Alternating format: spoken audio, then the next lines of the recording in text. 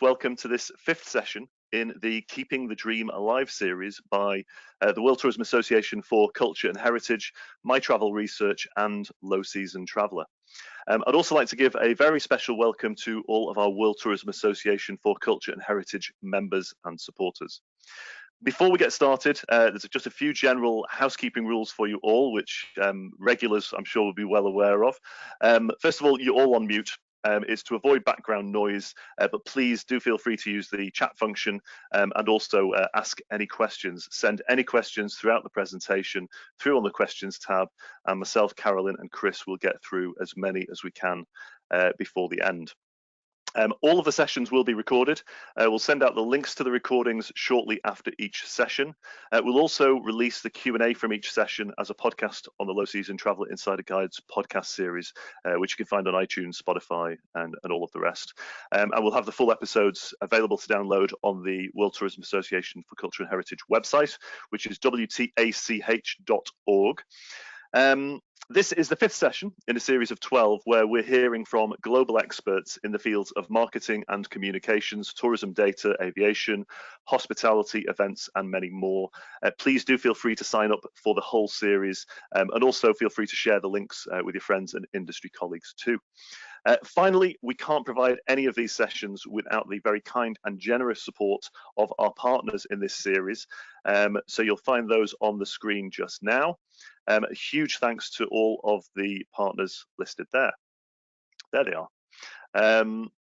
So let me introduce myself properly. My name is Jed Brown, for those of you that don't know me. I'm the founder of Low Season Traveller, which is the world's first organisation entirely dedicated to low season travel. And I'm also the managing director EMEA of the World Tourism Association for Culture and Heritage. And of course, it's my honour to be your moderator and MC for this entire series. The fifth episode, I should say, is entitled The 6 Fundamentals for Sustainable Events. In the first session last week, David Bierman provided us with an outstanding overview on what crisis is and what the recovery tactics typically are. Second session, we heard from WETAC President Chris Flynn on the lessons that we've learned and in some cases haven't learned from past crises facing our industry. Then we moved on to the third session where we had Professor John Kildowski giving us the current position and outlook. And we all noted at the time there was a surprising amount of optimism in that session. The fourth session, we built on that positivity as our very own Carolyn Childs gave us a masterclass in marketing to help us be better prepared for the new abnormal, as Carolyn put it.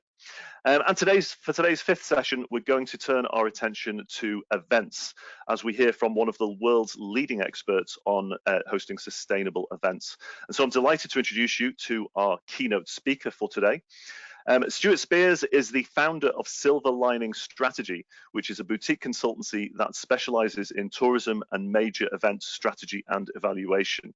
Their clients include Tourism and Events Queensland, Mackay Regional Council, Bathurst Regional Council, Tourism Fiji, Department of Tourism and Events Visitor Economy in Victoria, the City of Adelaide, and Tourism Western Australia. A major event strategy, an evaluation specialist. Stuart has worked at Events New South Wales between 2008 and 2012 in senior research and strategy roles. During this time at Events New South Wales, he worked hand in hand with senior management as the Director of Market Intelligence and Strategy, writing the evaluation framework for the organisation, measured its performance, as well as writing business cases and strategy for the development events such as Vivid Sydney, which you may also be familiar with, Tamworth County Music Festival, Opera on the Harbour, Rally Australia, the Australian Open of Badminton, the Sydney Gay and Lesbian Mardi Gras, and musical theatre. Since leaving Destination New South Wales, Stuart has consulted in a wide range of tourism and major event industry stakeholders, including Tourism and Events Queensland, Longreach Regional Council, Bathurst, City of Greater Geelong, City of Melbourne, Tourism Fiji, Tourism Western Australia, and many more. Complementing this experience in the tourism and major events industry, Stuart spent time as Insight Director for KPMG's customer experience arm, KPMG Nunwood that is, consulting to the likes of Woolworths and Suncorp. This time at KPMG left Stuart with a deep understanding of the consumer mindset, consumer advocacy and research analytical frameworks, which he's since adapted to service his clients in the major events sector. Stuart loves delving into the collective community psyche that underpins successful and genuinely sustainable major events, and his experience in the major events industry at a local, national and international level, and a deep understanding of government's objectives when investing in major events means that we've got the opportunity today to learn from one of the foremost experts in the field of sustainable events. That's quite an intro for you, Stu. A very good morning. How are you? Very well, and almost a little bit exhausted from that. Thanks, Jed. Yeah, I'm almost exhausted from it myself. I'm sorry I sent you that extensive a bio. It's really far out. I really could have dialed that down a notch. Anyway, thank you very much for that. It's awesome. I'll leave it over to you. I'm very welcome to you. All right, thank you very much. Now I'm just going to sort out not having my head in the way of everything I'm looking at. There we go. Oh, no, hang on. Do you need to see me? I'm still sharing. It's okay. It's okay. We can see you plus the slides, which is great. Excellent. Now we're there. Okay, great. Well, thank you very much, Jed. To get things started, this is an image I thought I'd start with today, which sums up very well the role that events play in the Australian tourism psyche in particular. It's an evocative image and in fact doubles not only as a marketing tool, and it's often images like this that our destination management organisations will use in their marketing, but also events on top of that marketing aspect drive visitation in their own right, as we can see a few people lined up against the fence there. So there is quite a lot of Australian content in today's presentation, but at the heart of that lie fundamentals that I think will remain applicable no matter where you are in the world today as you're tuning in. So looking forward to going through these fundamentals. And then at the back end of the presentation, we'll touch on the extent to which I think the COVID situation and emerging from the COVID situation has influenced these fundamentals. I'm of the view that they haven't changed, but they have been influenced. So here we go. To just frame today's discussion and ensure that we're all on the same page, when we talk about events today, we're talking about public-facing or business-to-consumer recurring events. So this isn't about business events. This is largely about events that are about a certain place. And so the image that you see there is from the Thailand New Year. And that happens each and every year in Thailand and drives thousands and thousands of people to Thailand to enjoy that festival, Sukram. The other thing I thought I'd just clarify is when we talk about sustainability today, we're talking primarily in terms of operational and financial sustainability. Whilst environmental sustainability is extremely important, and indeed the COVID situation has left us in a position where it's probably taken on more importance than before. The general problems that I come across with my clients is about keeping events sustainable in an operational and a financial sense. They're generally run by volunteers,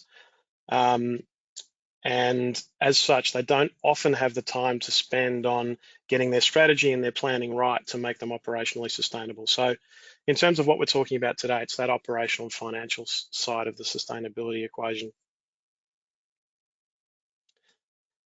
To perhaps just give a little bit of background, and I'm just going to run through government investment in events, first of all from an Australian point of view, and then second of all from a global point of view. And the reason I see this as being important is not so much because this has been my space essentially, is I started at Events New South Wales from what Jed just mentioned. But it's a good proxy for telling us the extent to which events started to play a major role in driving tourism. So The first events corporation to be set up anywhere in the world was Events Corp Western Australia, and they were set up by the West Australian government, the state government here in Australia, with a budget of 1.9 million Australian dollars, so probably around the $1.2 million mark in US dollar terms, to attract events that broadcast images of Western Australia throughout the world. And that was a pretty clear mandate, which was speaking to the knowledge within Western Australia that they just didn't have any brand awareness as such as to what Western Australia was, or outside of their name, obviously, exactly where it was and what they were about. From there, a couple of years later, Victoria, over on the East Coast, set up the Victorian Major Events Company, and they were a little bit more specific around events that were bringing economic impact as well as media exposure to the table.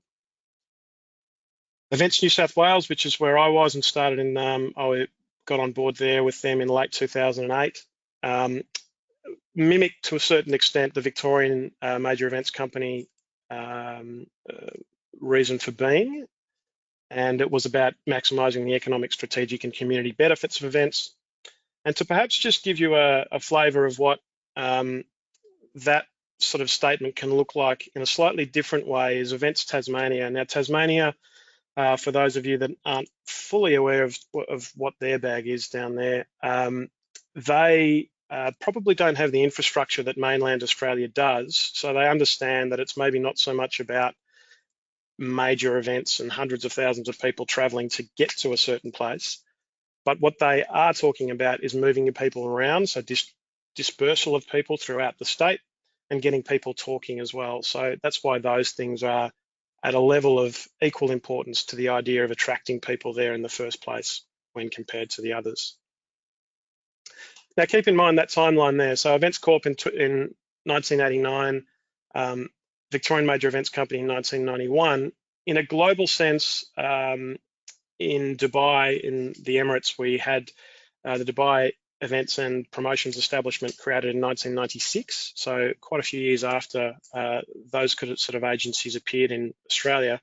And in Australia, I suppose it's a reflection of our federated model. There's quite a lot of competition between our various states, and that has led to, that was a big part, it played a big part in why those corporations were set up as early as they were. In 2001, New Zealand created the Interagency Events Group, and then in Scotland, Events Scotland was set up in 2003 with a budget of £2 million. So to perhaps just frame a little bit further before we get to these fundamentals that we're talking about today, about the fundamentals of a sustainable event, I might just run through in broad terms what those objectives of government investment in events generally are.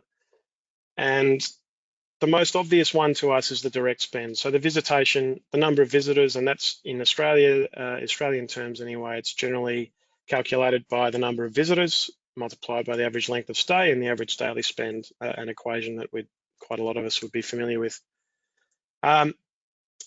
Organisational spend is more about the amount of money that ends up flowing into an economy as a result of the event being staged there in the first place. And one event that comes to mind to perhaps illustrate the point in terms of what could happen in terms of outflow, Tourism Fiji is a client of mine, and they bring in the Fiji International Golf most years. I think it may well have finished the contract, but they often the promoters of that event would talk about the couple of hundred people that would come and the amount of money they would spend in hotels, but what would often get put to one side is the amount of money that the federal government was putting in, and it was essentially going directly back out of the country in the pockets of the players. And that net outflow essentially wasn't being accounted for. So it's very important for certain events, for some more than others, that organisational spend is in fact taken into account, because there may well be occasions where that organisational spend in fact outweighs any visitation benefit delivered by an event. In terms of that economic impact as well, it's important for seasonality, and events are a wonderful mechanism by which to fill in blank spots within occupancy rates. And so in perhaps if I was to say places like Tasmania, for example, in the depths of winter, there are a range of events that bring people into Tasmania at a point in time where it is extremely cold, yet the event content is so compelling that there's thousands of people literally go down there for that. The opposite remains true for some of our tropical areas where it's raining most of the wet season, and events have been created around that to ensure that the beds that are usually occupied in their dry season are also occupied in the wet season. And dispersal, delivering the spend to the parts of our community that need it most. So that can be in terms of geography. Here in Australia, there is a really big push to drive visitation into regional areas. And that dispersal can also be in terms of impacting areas with certain socioeconomics as well, depending on the community we're talking about. The second type of impact that government is looking for in broad terms when it comes to investing in events is marketing and strategic impact. And that will be calculated in a couple of ways. Brand alignment, the alignment between an event's values and the values that a community prides itself on. So by way of example, that image that I started the presentation with was very evocative and said a lot of things about a place's brand, Outback Australia. And the value that brings would be exponential to, let's say for argument's sake, 100 people turned up to an event with that sort of imagery. That event becomes much, much more valuable than a generic business event, for example, where 100 people turn up to a conference because of that brand alignment. So if you couple that brand alignment, that strong brand alignment with reach and the number of people that you can get to in your target markets, then events can be a particularly powerful tool for driving marketing and strategic impact. And then the final area of impact that the governments will look for when investing in events is community impact. The first part of which is a sense of civic pride, and this plays an extraordinarily important role in these fundamentals that we'll go through in a moment. The impact upon that collective pride and community cohesion is not only important for the people within it, the community itself, but in terms of it being a sustainable event, as we all know, people will travel for unique experiences. Now, if an event can sum up what a place is about, then it will become a very, very compelling tourist proposition. And so if you can get that civic pride element right, you've in fact distilled down what it is about a place that is unique and that will drive that tourism that we're talking about. So in some ways, that community impact and that first element of it, civic pride, ends up becoming the driver of the economic impact that we saw first off the rank there. Another element where a community impact can occur through events is the assets, and we often use these assets are often used as the justification for investment in massive events such as the Olympics. The investment that comes in infrastructure, equipment and facilities that will remain with the community after the event. Now, that also applies to very, very small events. A community I work with here for a number of years hosted a table tennis tournament.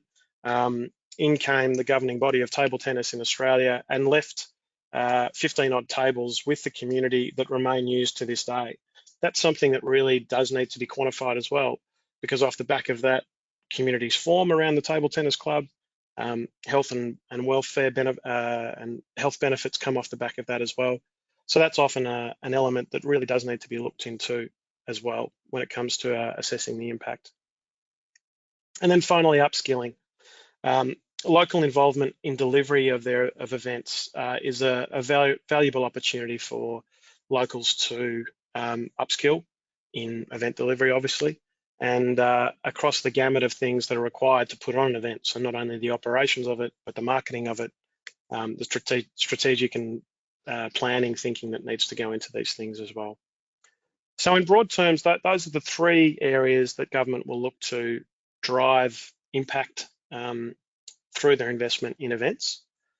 And to perhaps just take it to another level of clarification in terms of the types of events that will be invested in, there's generally, in broad terms, two that we're talking about. So there's a one-off event these tend to be transactional. The destination will pay an event owner for them to bring it to them. So the examples I have there, the International Champions Cup, for example, which is an inter-club championship that pits the AC Milans against the Manchester Uniteds.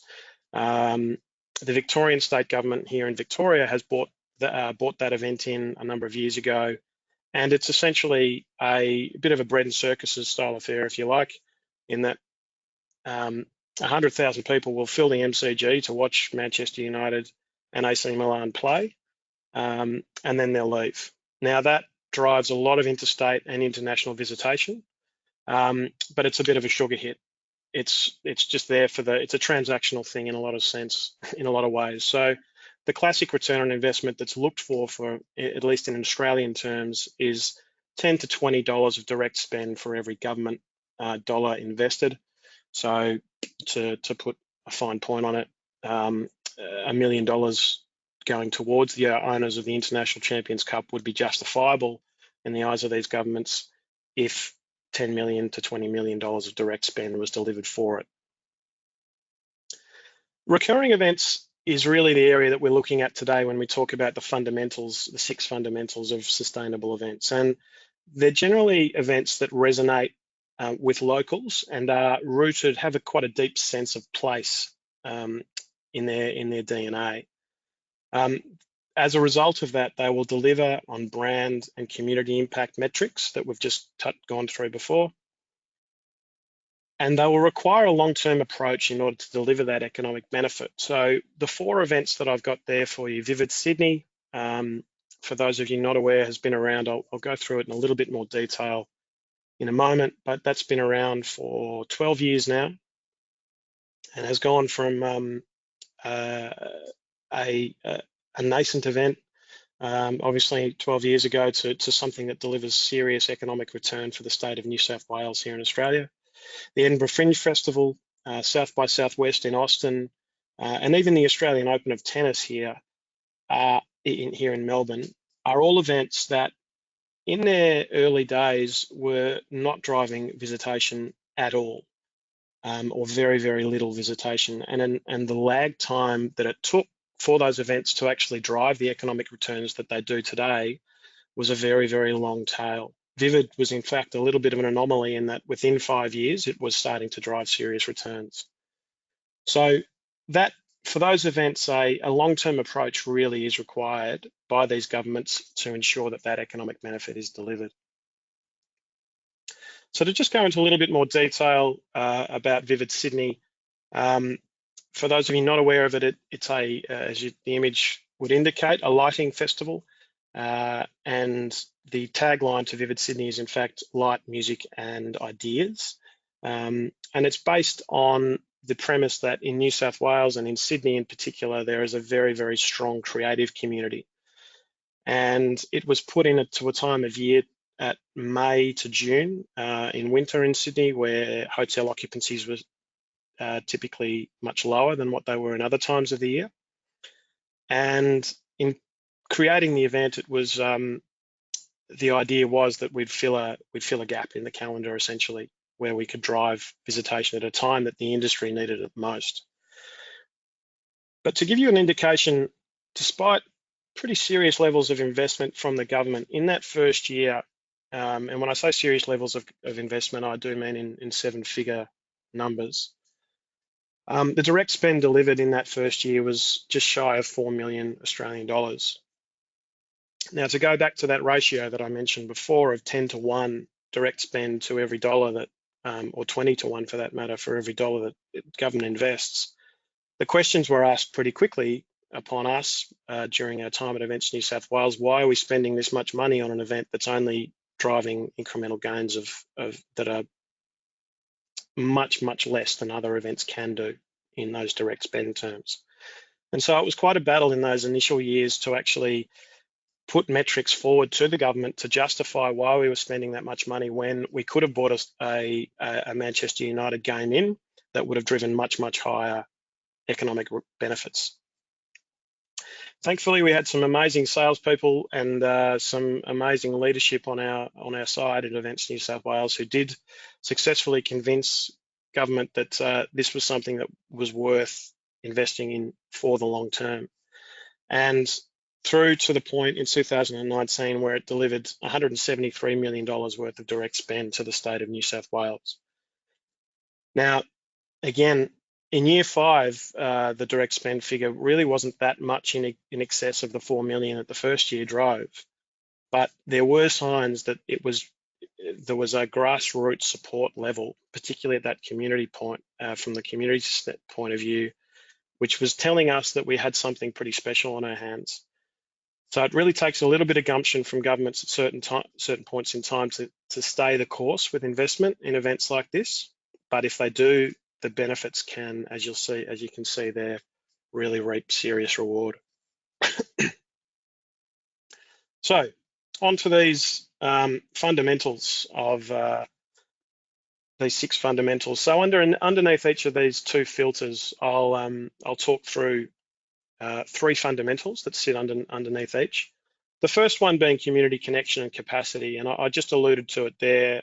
Some of the metrics that we saw in terms of the community galvanisation that happened around Vivid Sydney in those early years was really quite extraordinary and something we hadn't seen from any other event on the calendar. The second filter then is the target market appeal and the extent to which that event actually puts forward a unique proposition for the target market, either to attend locally or to travel to and create that economic impact that we are looking to create through the visitation.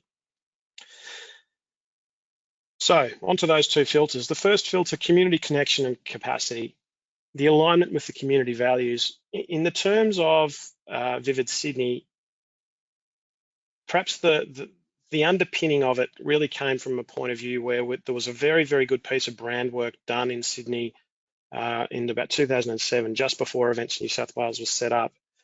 And it articulated 6 brand pillars and articulated them very, very well in terms of what it meant to Sydney-siders to be from Sydney. And in creating Vivid Sydney, every piece of content that was proposed to be part of it was put through the filter of those community values that we knew from that piece of brand work. And that laid the foundation for an event that really spoke to Sydney-siders. And that's what we're talking about when we talk about alignment of community values. You could substitute in a lot of ways the word values there for brand pillars, if you like. Event delivery capacity, the people and the infrastructure in the community has to exist for the event to be actually delivered. No point bringing in something or trying to create an event that the skills just don't exist for. And then support from key stakeholders. In our case, in Vivid Sydney's case, it was support from the state government and long-term support that we needed to prove the concept over a period of time where the growth was up on the surface value relatively anemic. The second filter being the target market profile and appeal. As we all know, as tourism specialists, a point of difference is critical to driving that decision for someone to buy an aeroplane ticket or jump in the car. They need to be convinced that where they're going has something that nowhere else has. So that point of difference is a particularly critical one in terms of particularly for driving that visitation. And then coming down to the target audience profile, are the people that you are bringing into the community a group of people that A, have money to spend to create that economic impact, and B, are they a group of people that the community is likely to get on with? No point in bringing a bunch of left-leaning greenies into a community that has its heart and soul set on coal mining. Probably not going to be a great mix. Planning and positioning, once you've got that target audience profile figured out, planning and positioning is critically important to ensure that people can actually get there. Is it at a time of year that those people in the target audience profile can actually travel to or take time to travel to the destination?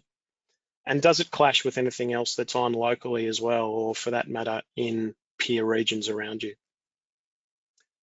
So look, that's enough of the perhaps the theoretical for the moment. What I'll do to perhaps put a little bit of meat and bones to that theory is take you through two case studies from a client of mine in Mackay in Queensland, which is, as you can see there, in the north of Australia, a tropical climate, you could say. So they probably experience what would be closer to a wet season and dry season more than 4 seasons.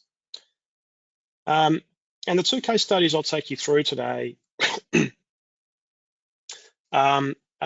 beach horse races, which is, and again, quite an amazing image there that you can see, so iconic, and that doubles as marketing for the region. That event was staged relatively successfully for 5 years, and as a result of factors we'll go through in a moment, fell over. They are thankfully looking forward to potentially bringing it back for next year. A fishing concept as well, which is something that I worked with quite closely with the community to create, and is something that checked off against these 6 fundamentals, which we'll go through in a moment, was due to be launched this year, but will not be going ahead for obvious reasons. But hopefully we'll get that back on the agenda for next year. So in the case of the Mackay Beach horse races, there was an alignment with community values, and a lot of that alignment with community values came from the fact that it was created by a local publican who had a larger-than-life persona in the community. And as a result of that, he reflected the community in a lot of ways. So he set it up in his own image, and as a result, it really aligned with who Mackay was. They love to have a good time. They're quite irreverent. There's no sort of airs and graces. It's just get stuck in and have a good time. When we come up to our second fundamental for community engagement, the event delivery capacity is really where it fell over in that 2017 year, in that a new event owner came in as a result, unfortunately, of the passing of the founder of the event, and their lack of understanding for what it was that the community saw in the event, for mine, was at the heart of why it ended up falling over. There were a lot of other reasons given. The marketing wasn't great, or the operations weren't slick enough, or whatever it might have been. But the reality was not enough people turned up, and not enough people didn't turn up because the community values that were entrenched in the first few years were sort of removed in a lot of ways in that year that event owner took it over. And that ended up leading to a questioning of support from key stakeholders, such as the local council, the state tourism body, Tourism and Events Queensland. And so that essentially led to the 2017 event being the last one. And at which point we conducted a review and have created a business plan, which we hope to relaunch the event off the back of. In terms of why it is a genuinely compelling proposition, it has some serious points of difference. There are other destinations that have tried to put on a beach horse racing, but Mackay is blessed with about 3 kilometres of very, very hard, flat sand on their beaches, on one of their beaches in particular, and that is their point of difference. There isn't another destination in Australia that we're aware of that has that same asset. The target audience profile, they had it nailed. There was a lot of people travelling to it. There was a really, really strong support for a local community amongst the people who were attending as well. And it was at a perfect time of year where it's 25 degrees, sunshine, very, very little rain, which was in August. When it comes to the fishing event, we've created that event in alignment with the community's values. The community itself has a higher boat ownership per capita rate of anywhere else in the country. And so there's fish stocking associations and angling clubs all over the place. So they know fishing back to front. So we know that there's the capacity to deliver a serious fishing event up there. Support from key stakeholders, the community, and by extension, the council really understand the importance of fishing to that community. So they are supportive of the event in the first place, and in fact funded the concept development and testing. The points of difference, we've created the event in a manner which is very different to any other fishing event that we've ever seen. And to that point, it's been done in a way that will attract the target audience and has been done over an extended period of time as opposed to just a weekend, to allow that flexibility in planning and positioning, to allow people to travel and create the economic impact that the community wanted to achieve. So look, that's a fly-through version of those two filters and the 6 fundamentals that sit underneath a sustainable event. What I'll just talk to now briefly before we open the floor up to questions and further discussion is the extent to which those 6 fundamentals have been changed or will be influenced in a post-COVID world. And the first thought I thought I'd bring to the table on this one is an article that I actually read today about a recent survey that was done by YouGov, indicating that Britons wanted quality of life indicators to take priority over the economy. And that was not only, it was an overwhelming majority right now here in the midst of the crisis, but it was also a majority expressing that opinion for post-COVID as well. They want health and wellbeing outcomes to be prioritised over GDP. And there's a sense here in Australia amongst certain circles that that's the case here as well. So if we keep that as one way of framing how these 6 fundamentals have been influenced in our heads, and then this is the second one.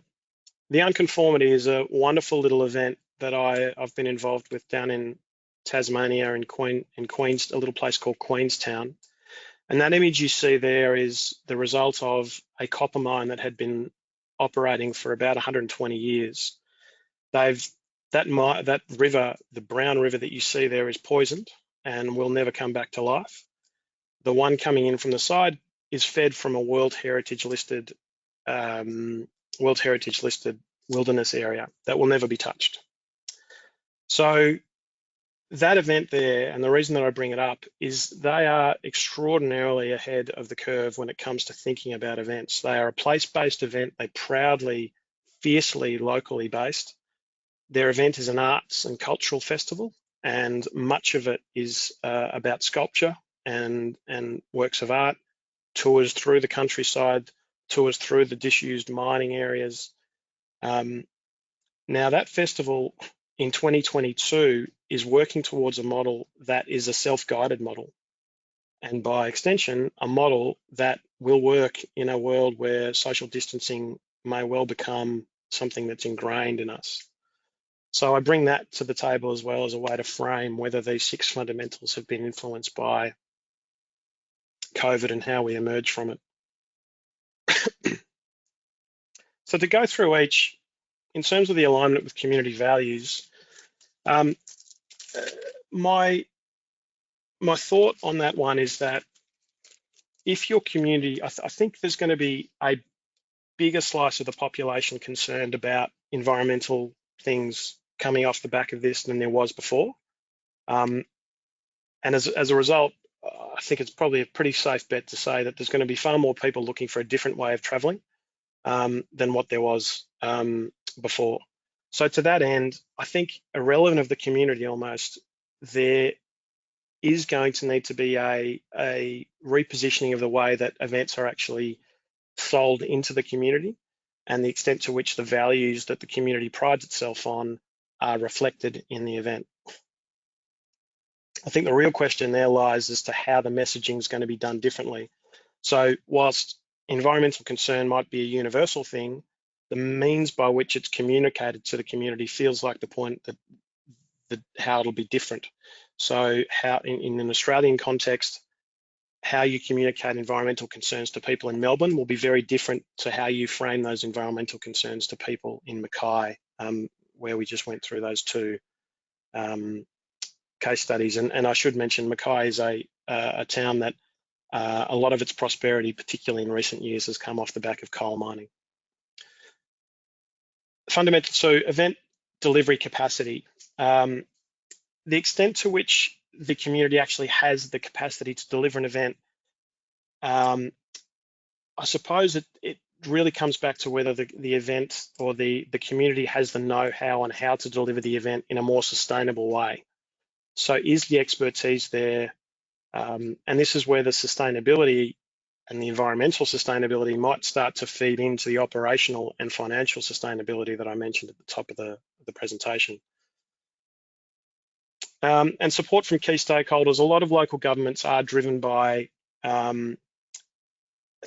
goals and objectives around being carbon neutral, having low environmental impacts. So the extent to which your event actually lines up with that broader philosophy of local government in particular will be very important in terms of supporting the support you get from key stakeholders.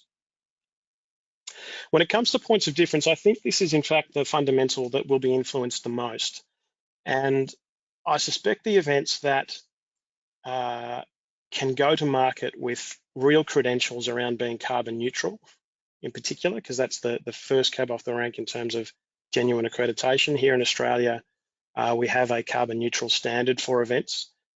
Any events that can actually legitimately lay claim to being carbon neutral at this point in time, it's my view that they'll come out in front when we emerge from this.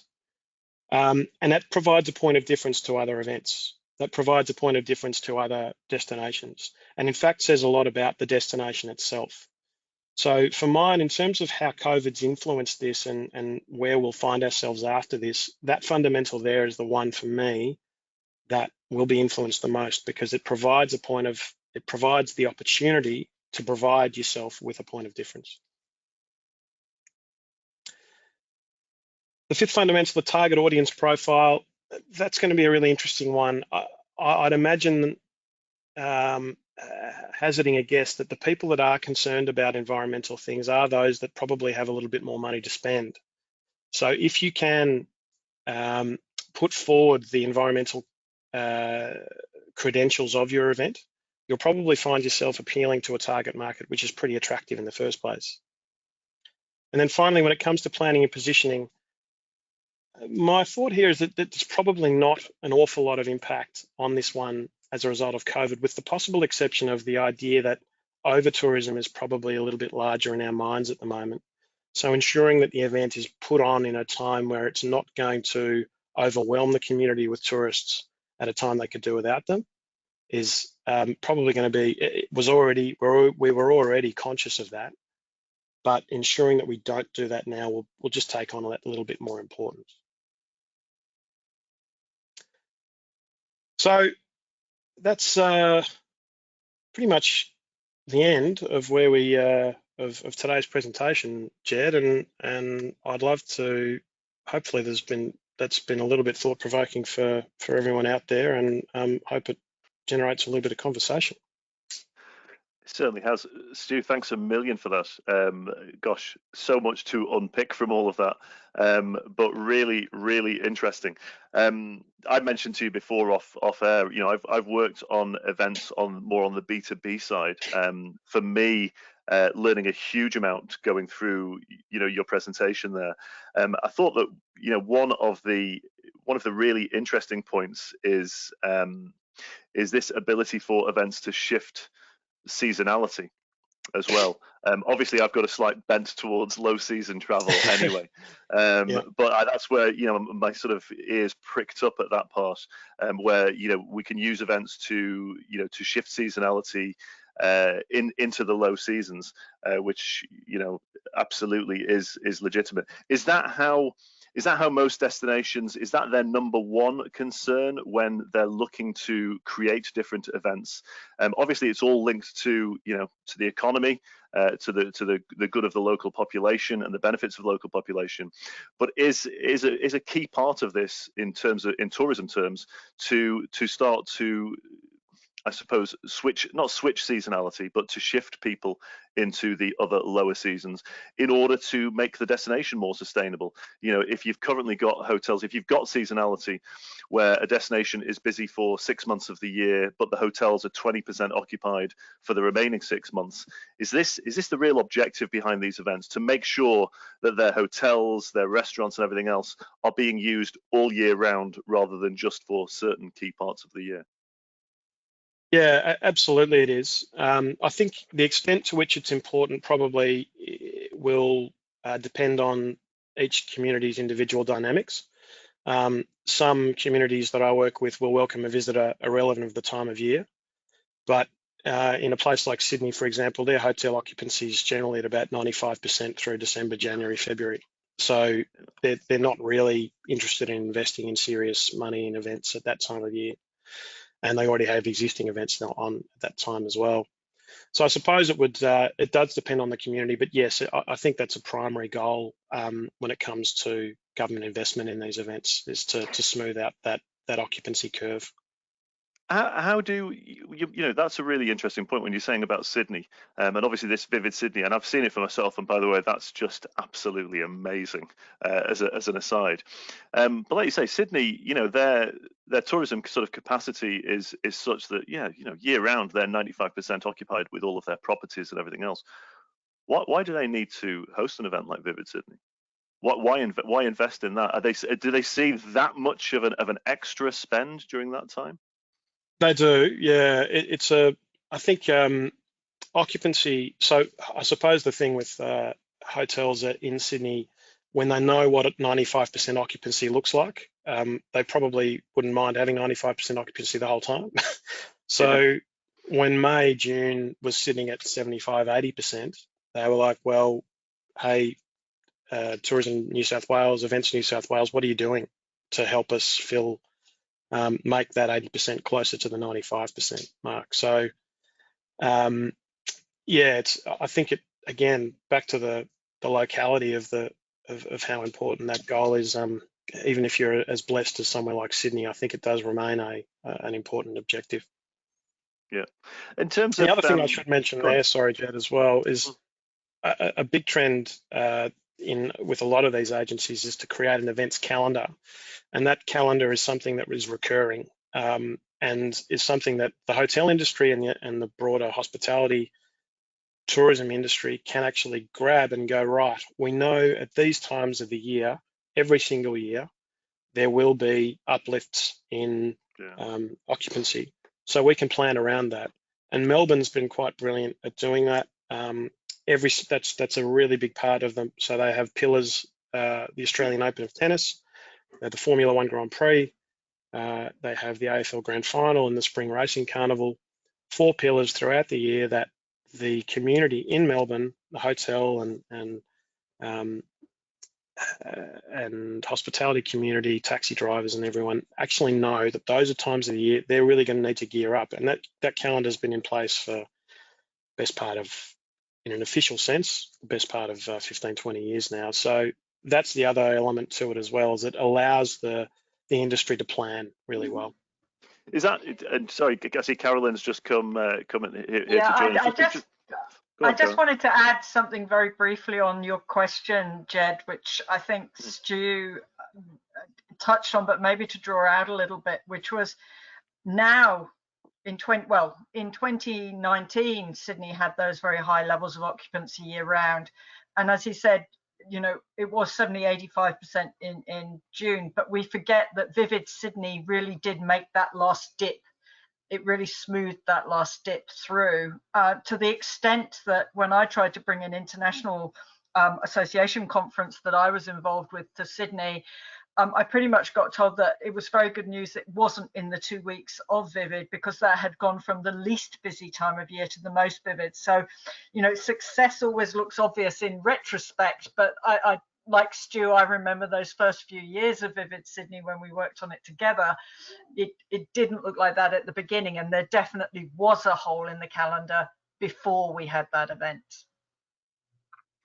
I suppose it's like anything, though, isn't it? It's what's coming across from Stu's presentation is with events you have to be in it for the long haul. You touched on the one-off events versus the cyclical and repeating events. It seems to me that the real benefits are to be had if you're hosting them consistently and over a period of time, because then you get known for it, and then the industry can plan for it, the tourists can plan for it. Is that pretty much right, Stu? Is that your take, that to have the repeating events is probably the best way forward? Yeah, because it's those repeating events that will have a really positive impact upon civic pride and local pride, community cohesion, and by extension, be really good marketing tools for that community to use. it's just a question of how you actually quantify those things to justify the spend on those events, because it's a much harder quantification to do than 2,000 people arrived and each spent $1,000, so $2 million arrived. Yeah. So yeah, that's the challenge with justifying the spend around those two factors, is that it's just a harder thing to quantify. Is it important to also sort of pick, if you're a destination somewhere, to pick your theme? Like you were giving a great example there before of Melbourne, and obviously all of those events are sporting events. They've obviously decided somewhere along the line, in some period of time, they've decided, okay, what we do is sports, and we're going to do that better than anybody in Australia, and we're just going to go for all of the big sporting events, and those are the ones which we're going to focus on. Is that is that a sort of a key part of any sort of strategy for any destination to pick their niche, their thing? 100%. It needs to remain. I think, as we all know, any marketing that doesn't ring true to the actual experience is going to be seen for what it is, surface line marketing. So it needs to be, these events need to be deeply rooted in the place itself, the psyche of the place, what they pride themselves on. In the case of Melbourne that you just bring up there, Jed, the Australian Open of Tennis ended up being held in Melbourne because more people turned up to it in the 1920s than anywhere else. That's why it ended up being there. But it's actually been in about 7 or 8 different destinations over its journey, but became such an entrenched thing in Melbourne psyche that it had to remain in Melbourne because the financial figures justified it. When it comes to things like the racing carnival and things like that, that's probably not so much a good planning as much as it was a reflection of Melbourne being just a bunch of sport mad individuals that we will turn up to anything. So those examples that I've given have probably been organically grown over the years, and many years in some cases.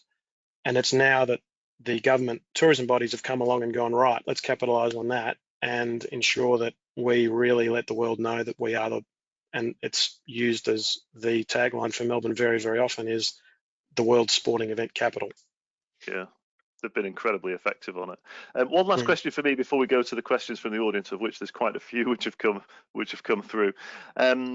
You touched again in the presentation on the legacy of events, and I just wanted to sort of unravel that a little bit more, if you will. What kind of a legacy should destinations be seeking to have as a result of hosting events? Probably the first point is to make sure you don't trash anything. Before you start talking about legacy, let's not ruin anything. Again, the mega events are the ones that tend to be the major culprits on that. We know that a lot of the Athens Olympic infrastructure is now rotting. Who knows what's going to happen off the back of the World Cup over in Qatar in terms of how that ends up being a legacy. In terms of the positive side of that story, though, I think it's going to be very dependent upon your place and what your place is about. So if, by way of example, up in Mackay, they have very strong roots in the fishing world, maybe it's about building events that create to a much broader or a bigger legacy, that being positioning of themselves as Australia's fishing capital, by way of example, or an aquaculture capital. Does that, having that event, can that feed into a broader brand narrative where universities will put aquaculture degrees into the university that's there because of that? Will it feed into a narrative that means you can have a fishing museum or an aquatic, a naval museum there as well? So I suppose that the legacy really should feed into a much broader picture about what that place is about, would be my general thought there. And when we talk about, we talk about civic pride, national pride, pride for your destination, for the local population, which is obviously an important part of holding a sustainable event. How do we measure that? how can we measure that, before and after? And I'm sort of thinking as I'm saying this of, Bhutan tourism. They measure this gross national happiness, and questionnaires get sent out every year to everybody. So they're kind of measuring that stuff, and they're one of the few destinations that we know of that do that. How do you, if you're a tourism destination, no matter how big or small, how do you measure that sort of national or regional civic pride before and after? How can you measure the effect of hosting those events, and what effect that has had on the pride for the destination? I really like the word pride in that, because it's a very emotive word. And to put a fine example of it, I was looking after the research around Vivid Sydney at the time, in those first few years, where we went out to a representative sample of Sydney-siders and actually asked the question across all of the events that were on there. Vivid Sydney, or we'd ask them to rate on a scale of 1 to 5. Vivid Sydney makes me proud to be from Sydney, or makes me proud to be a Sydney-sider. And we do that across every single event that we invested in. Now, the metric that one of the key metrics that we used to convince government that we were onto something pretty special with Vivid Sydney was, in fact, that response to that question amongst the representative sample of Sydney-siders. It was for those that were aware of the event, it was registering levels of pride that we had never seen from any other event. So I think it's a question of setting up replicable research processes to say, and ones that allow you to benchmark. Benchmarking is a real thing here. If we'd seen those figures for Vivid Sydney in isolation, we probably wouldn't have known we had something special. The only reason we knew we had something special is because we'd actually benchmarked it against the other 80 events that we invested in at the time. Fair play. I'm going to move on to the questions because they're starting to flood through now. Question here, Lo from Singapore. On the question of point of difference, when Singapore started the first F1 night race, it was certainly a point of difference. Subsequently, other destinations started their own night races. Singapore immediately lost that point of difference advantage. How should Singapore respond?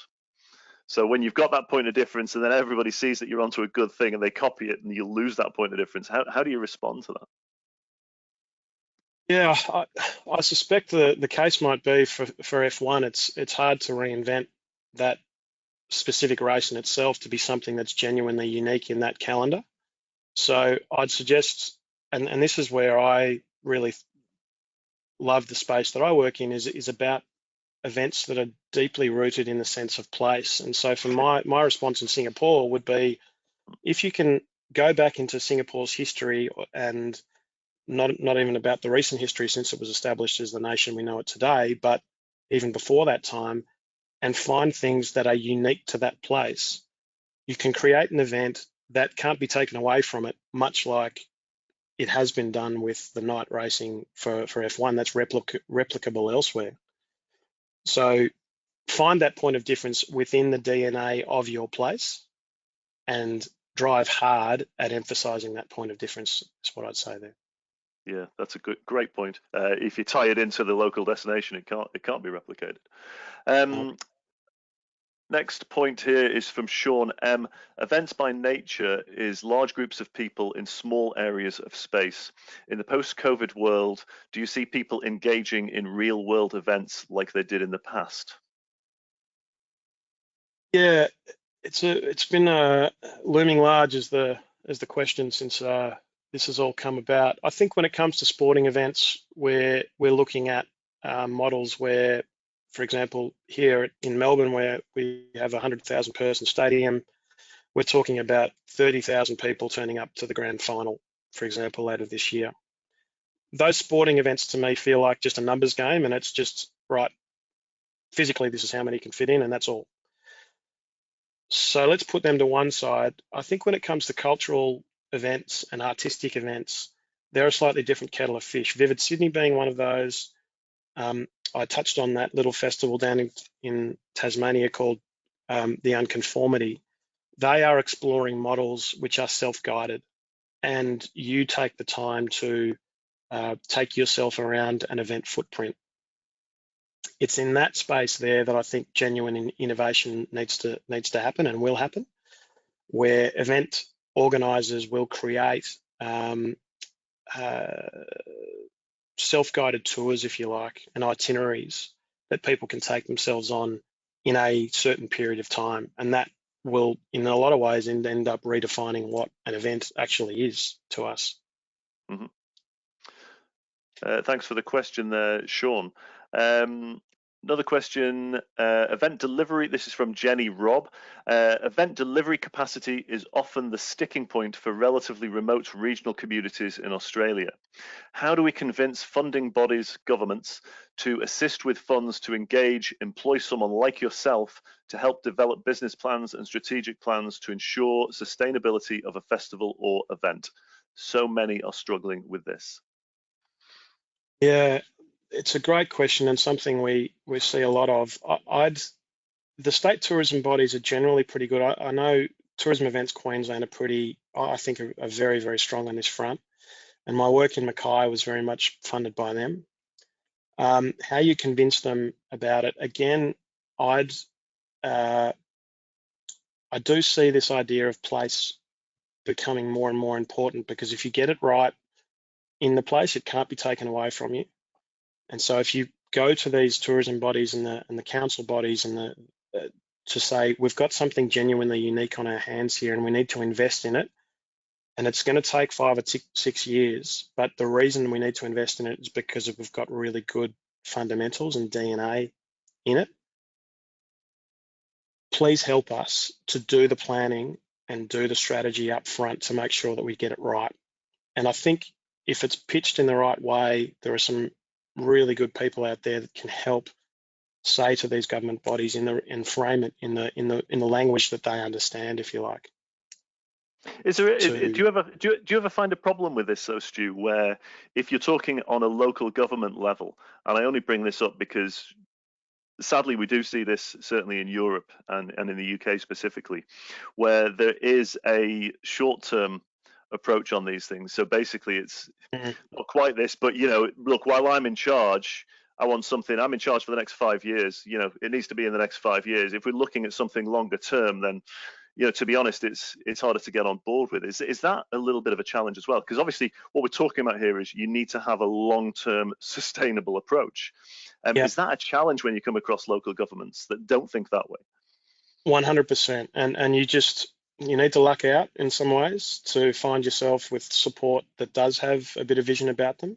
But in terms of how we go about convincing people that to come and on board and align with our vision, I think case studies are a really valuable thing to look at. So to look at South by Southwest was something we in Austin, and for anyone that isn't aware of South by Southwest, it's a monstrous event now, but it's been around for, if I'm remembering right, it's about 50 years now.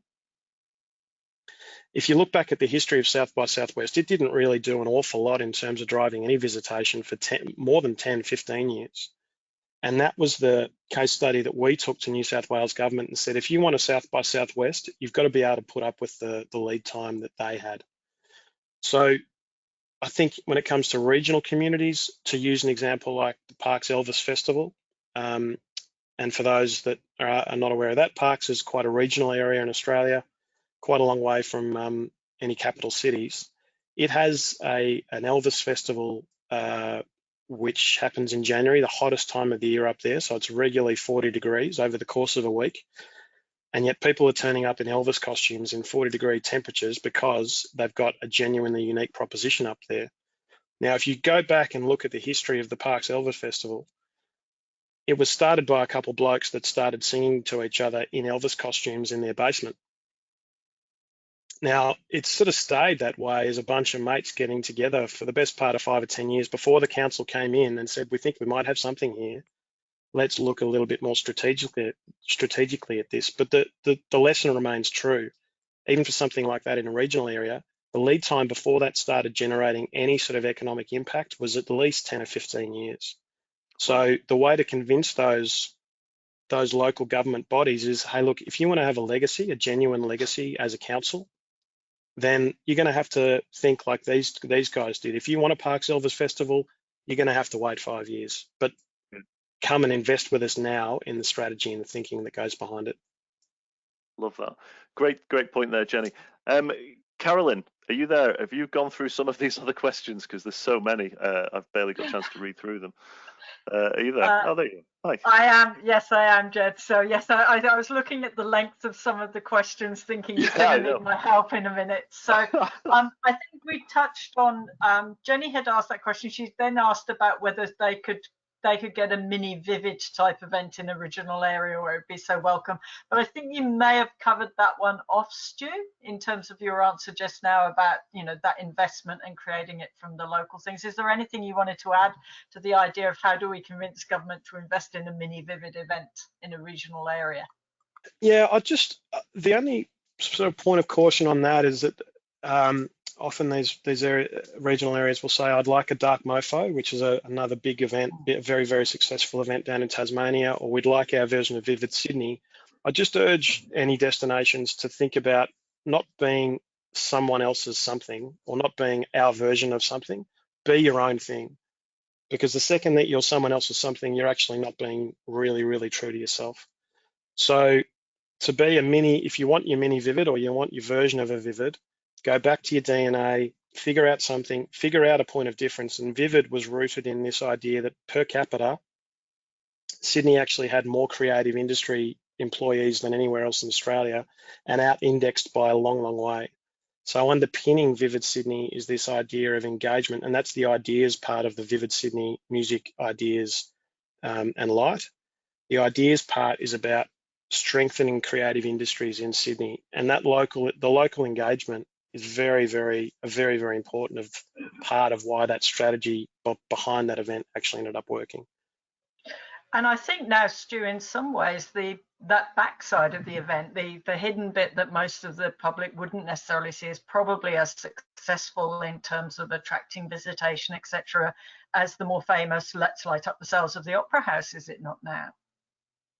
Yeah, I think the thinking element of it and the ideas element of it, from memory, there's probably 45 or 50 different symposia and thinking events, sort of ideas events that are going on underpinning that more public lighting element. And you're probably right, Carolyn, I'm not 100% sure, but I'd imagine those events in their own right would drive as much, if not more, than what the lighting elements do.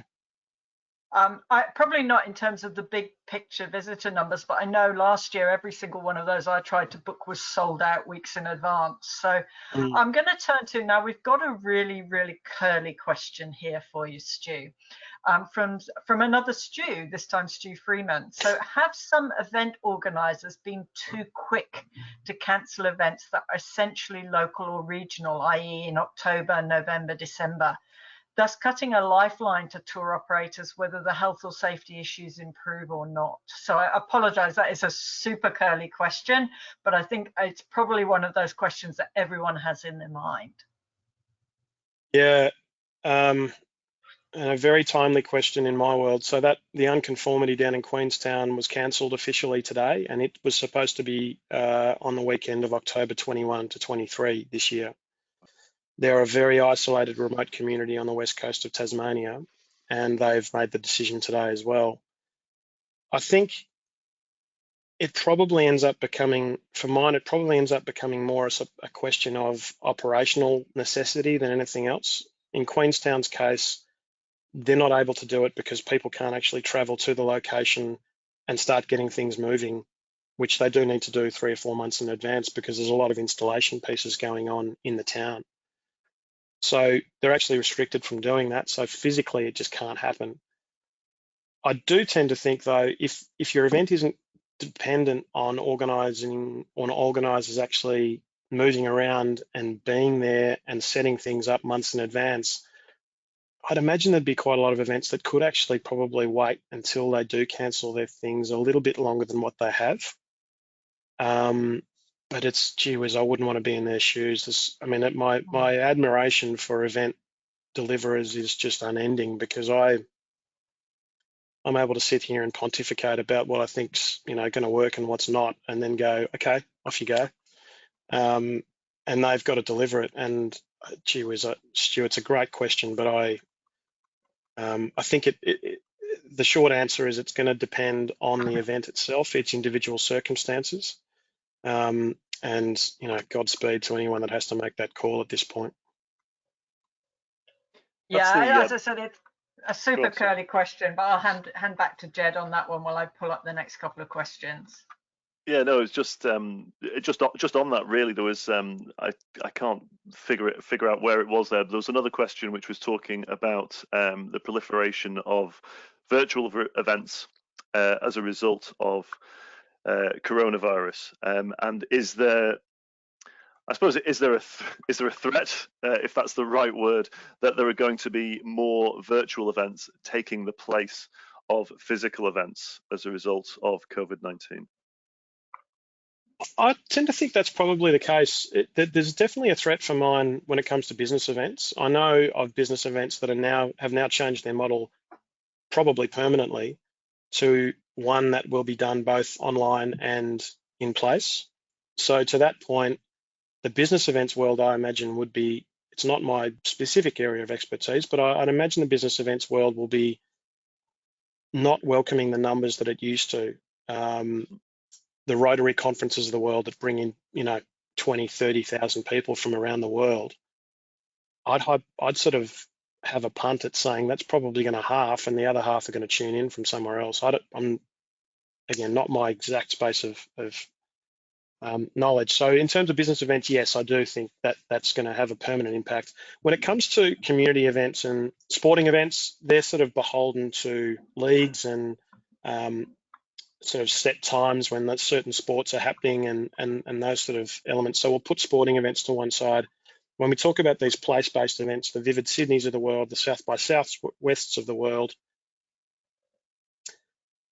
I'm a romantic when it comes to these ones, but I tend to think that they provide a platform for human connection, which probably can't happen in an online environment.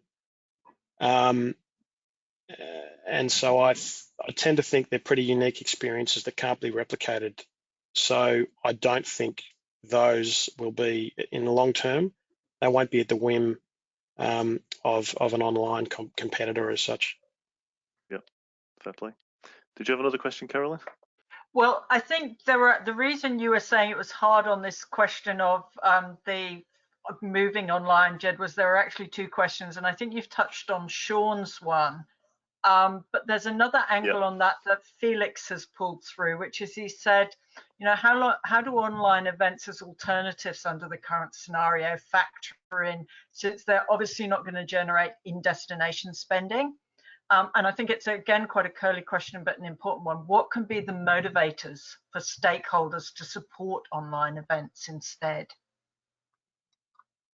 I tend to think that the marketing and brand part of the equation is really the spot to dial up there in terms of what governments are looking for in these events. So bring online events or attach a place to online events that speak to an industry you want to develop.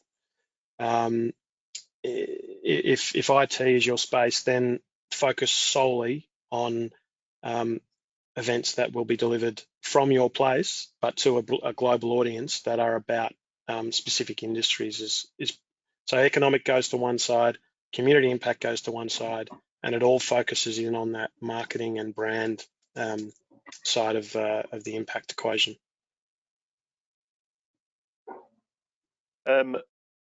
Question here on the sports. There's a couple of questions on the sports events, Stu, but just one very short question, but an interesting question anyway, from Hiroko-san. What is your opinion of the plausibility of the Tokyo Olympics / Paralympics 2021? Tough one for you to take, that one, eh? I think I'd need to be an epidemiologist before anything else on that one. It's a tough one. Yeah, look, I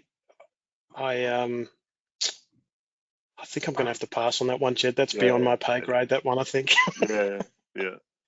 I'm sorry. I suppose, yeah. It's look, it's a hard one, Hiroko. Understand why you want to know that, but you know, to be honest, I think everybody wants to know that, and it's hard when we have a lot of these questions. It's been the same on previous sessions where, you know, you can give an opinion on it, but it doesn't necessarily mean that it's the right opinion, and it's kind of a tough one to go for. Another question here from Mark Mendes. How do you foresee the future of events in line with social distancing and other restrictions that may come in place post this pandemic? And do you see sports events taking place without a live audience in place? Yeah, interesting one then on the social distancing. So, we talked last week about there's a fair chance that we're not going to live in a post-COVID world because we're always going to have some kind of a strain of coronavirus in this way. Do you think that live events, this social distancing is going to change the live events that we run?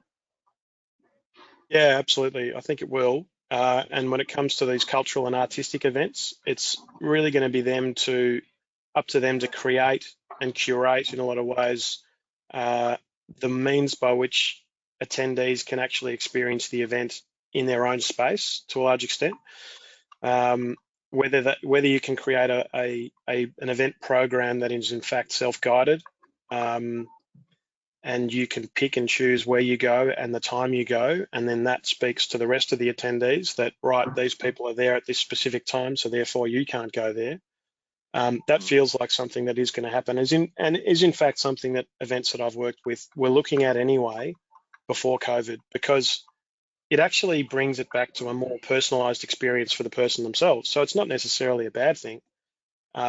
It can give someone a sense of control about the experience that they have. And again, we're speaking to arts and cultural events here more than anything else, place-based events more than anything else. But yeah, I think it will have an impact and doesn't necessarily need to be seen as a negative impact either. Yep, good point. Carolyn, any more? Yes, there's an interesting one from Pamela, Jed, which is developing, and she's looking to dive a little bit more into the issue of community engagement and evaluating community reactions and views. And I think it follows on from your measurement question earlier, Stu, over certain events or visitors, and how you get local residents to be directly involved and get the benefits from events. So, can you drill down basically a little bit more into community engagement, how to measure it, and how to get it, I think would be to summarize that. Yeah, I think, and this is where a lot of my world has sort of taken me into this world of place branding. And place branding as an exercise depends on the best practice place branding I've seen depends on in-depth community consultation to a point that you understand the collective community psyche. And it's almost like an en masse collective awareness exercise, essentially self-awareness exercise. If you can consult with enough people, have enough really in-depth conversations to distill down exactly what it is that makes someone brim with pride about being from a certain place, then take those fundamentals and put them into an event setting, people will look at an event and go, that's me, I need to be a part of it.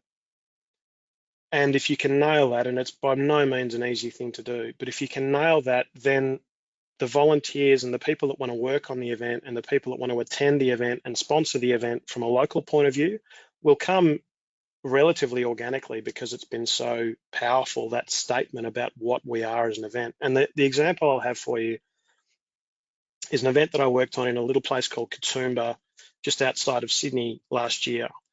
And that's in a place, the Blue Mountains in Sydney, for those of you that don't know, it's a place that prides itself on being a little bit left of centre.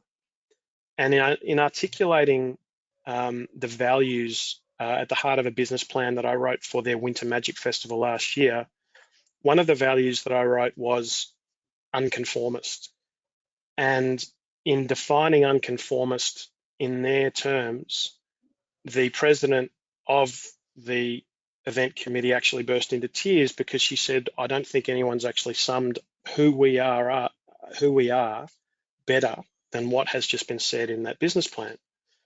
So if you can elicit those sort of reactions out of people, that's why they're engaged, and they're not going to stop being engaged, because it's such a great reflection of who they are and the place that they live, that it's part of them, and they can't not be involved in it because it's them.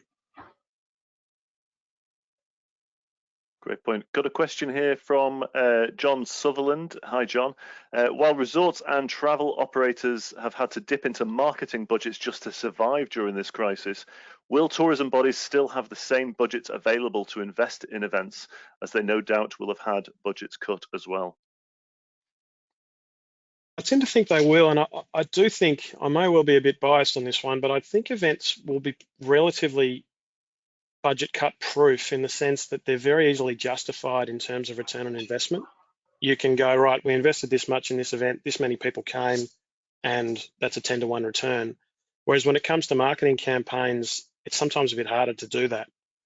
So I do tend to think that events will come out pretty well, and particularly in regional areas where the impact is so profound and so obvious to everyone in the community. The funding for regional events outside of capital cities, I think, will probably remain the last of the budgets to be touched. Again, declaring self-interest here. Fair play. Carolyn, any more from you? I think that's most of the ones that I've seen, Jed. I think there's a little bit of an interesting one from Hiroko again, talking about that idea of when does that community pride tip into something that's less pleasant, that's exclusive rather than inclusive community pride. You know, and the idea of national, I think it's a really great question, and how we manage that in our event planning. So it becomes an event where we welcome people because we're proud of where we are, rather than we shut the door because we want to keep the place to ourselves. It's a great question. Yeah, I think, wow. Yeah, when the event if it can be used as an invitation for locals to actually say to outsiders, come and join us, then it's doing a really great job. I suppose that to play the devil's advocate on that point, though, if it's an event where the locals actually go, we really want it, but we don't want outsiders to come and enjoy it with us, then I'm sort of the view that, well, fine. Clearly, what you want to drive, or the benefits you want to drive from this event, aren't about visitation and economic spend, but that doesn't necessarily mean that it's not a great investment. If it contributes to a sense of civic pride and well-being and social cohesion that is really, really strong, then sure, just invest in it and make that your KPI. Don't worry about visitation. Fair play. I hope that's answered that for you, Hiroko. I think we've got through most of the questions there. There's no others, Carolyn? I think we've pretty much got through them. Not that I could see. I think not.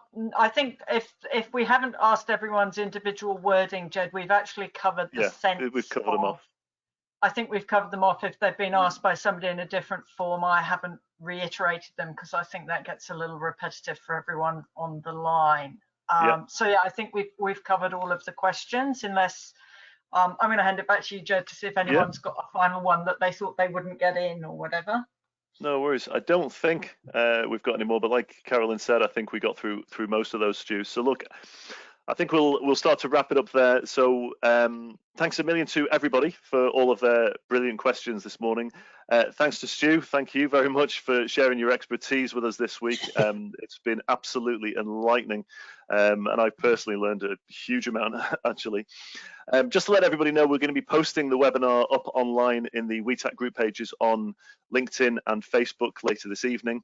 And our next episode, the 6th episode in this series, which is on this Thursday, we'll be hearing from David Tarsh from Tarsh Consulting, who's going to take us through communication strategy in a crisis. David Tarsh is a fascinating guy. He's worked for World Travel and Tourism Council, Bench Events, a whole raft of different organizations in the global tourism industry, and he's been through a lot of crises and advised on the PR for those crises too. So please do join us for that this Thursday, 1600 Sydney time, 1400 Singapore, 7 a.m. London, 2 a.m. New York, and 2300 on the west coast of the US.